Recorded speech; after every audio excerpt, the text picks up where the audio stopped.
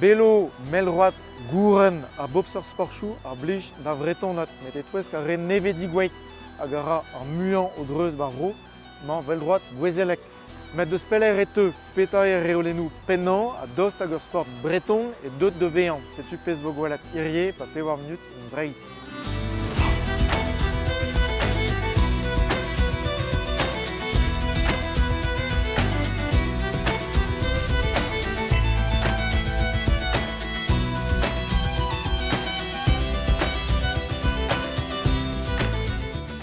Ar marhom ba rochtren, l'air zo bet savet ur lob meldroat a blamant an non agvetini a zo ba Breizh.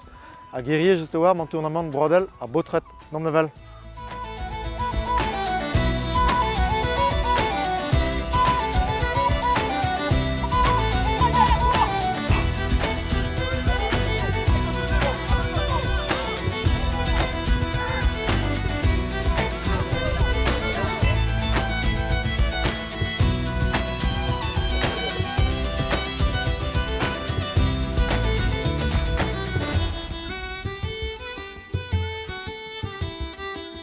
Penaos tremen an treo, irie. Ba ne ket fall. On paouez gounid ar c'hogat kentan, pez oa ket an adiom, gounid a enep gwenet. Galrez displegrandi mentan penaos e Ya. roariet. Ba a wechou vetud o lared vid ur ber a ber, ur sort de meskaj etre foot, rugby pe meldorn. Bon, Ganze ve lared treo hag nitra var an dro, bon, drevraz e red lakad merkan poinchou bar ur pal, l'air ma ve ur gwart, bar pal bar rouejou la kom e trifouen. Hag aus d'ar varen greiz, bez o ie pelioù va ar hostez, hag aze ur poen. Vid mont gant ar vel, n'allom ket redek gant ar vel e divrer, vel e rugby treuzi an dachen gant ar vel en divrer. Beb pev ar faz tampedam men e ket ken striz hag ar basket. Daoue ur gest gant ar vel, hag estreget an ten pe ar basen bez o daou, ur sort dribble. Hag ar pez ave an bet ar solo a zo lakad ar vel var e droad vel ur jongle er foot un tamm hag ad kemer diouztu. Eus ket a plakaj, tacle, tout ze zo difennet.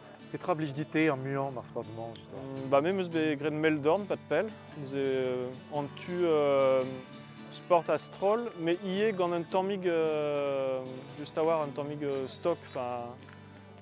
Damzo ne ve fen ket plijet gant ar volet petra vese. Aze eus stourm me mestra, hag peogwir an gouren ie hag e plij din a lodenze bar sport.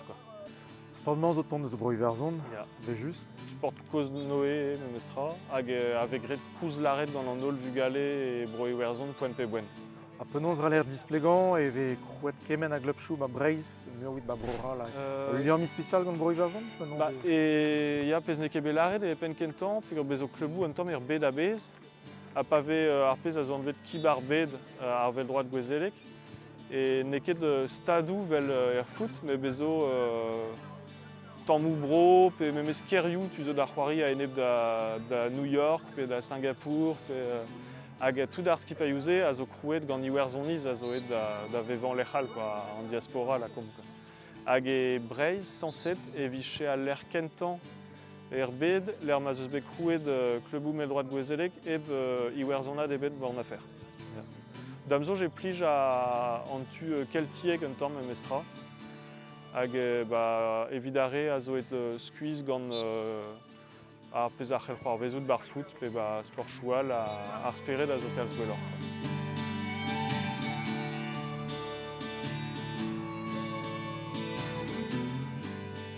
Hag evel just en gava tout da c'hoari irien bar pub goude rogadou, pe a dra de gad un tamm muor de sevenadur broi verzon, hag un tamm va gwir de san ie. Slantche!